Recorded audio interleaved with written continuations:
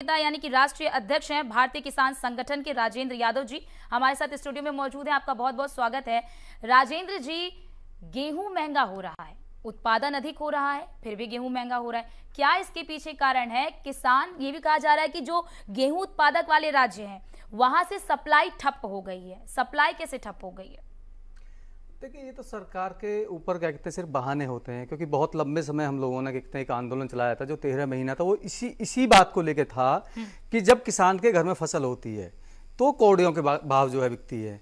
जैसे ही किसान के घर से बाहर निकल जाती है और सरकार से मिली भगत करके जो उद्योग जगत के लोग हैं वो अपने यहाँ स्टोर कर लेते हैं उसको, वो फिर जब कमी पड़ती है, बाजार में जरूरत होती है, उस समय होती है, तो उस समय अपने औने पौने दामों पर बेचते हैं। वही एक वजह है।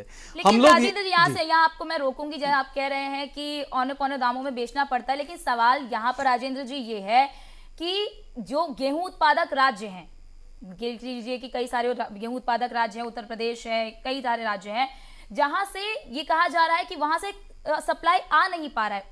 उसके क्या दिक्कत है? सप्लाई क्यों नहीं हो पा रहा है वहां से? देखिए, मैं बात कह रहा हूं कि सप्लाई ना आना सिर्फ एक बहानेबाजी है। गेहूं कोई ऐसा तो है नहीं किसान के घर में रखा हुआ है। अगर आज गेहूं रखा हुआ है तो उद्योगपतियों के यहाँ रखा हुआ है, लालाओं के यहाँ रखा हुआ है, कहते हैं जो आड़तियां हैं उनके यहाँ पर रखा हुआ है। वहां से कहते हैं देश में आने में क्या दिक्कत है? आप बात करिएगा, उत्तर प्रदेश की बात कर रहे हैं। उत्तर प्रदेश अपने आप में बहुत बड़ा कहते हैं स्टेट है, कहते हैं जो गेहूं उत्पाद करता है। मध्य प्रदेश है, पंजाब है, हमारा हरियाणा है। तो जब ये बिल्कुल नजदीक के हैं, दिल्ली के आसपास के, जब इनसे कहते हैं गेहूं आने में दिक्कत हो रही है तो कहीं ना कहीं सरकार की मंशा पर शक होना लाजमी है। और सरकार की मंशा जो है बिल्कुल उद्योग जगत को क्या कहते हैं वो फायदा पहुंचाने वाली बात करते हैं। आप कैसे कह सकते हैं राजेंद्र जी अभी? क्योंकि देखिए, जहां पे सप्लाई कम हो रही है उसके बाद अब सरकार ने कदम ये उठाया है कि जो 40% ड्यूटी यानी कि इंपोर्ट ड्यूटी लगता था, टैक्स लगता था, उसको या तो खत्म कर दिया जाएगा या तो कम कर दिया जाएगा। तो ये तो एक निर्णायक कदम है, इसका तो आपको स्वागत करना चाहिए। देखिए, मैं आपसे एक बात कहना चाहता हूँ कि एक रेशो है कि पूरे भारत में जो है गेहूं कितना प्रतिशत क्या कहते हैं पैदा होता है, और इसी के आगे का एक सवाल आता है कि कितने परसेंट उसको जो पैदा होता है, 100% जो पैदा होता है उसको कितने प्रतिशत को क्या कहते हैं सरकार खरीद पाती है। क्योंकि बहुत ज्यादा क्या कहते हैं जो गेहूं है जो है वो सरकार क्या कहते हैं नहीं खरीद पाती है।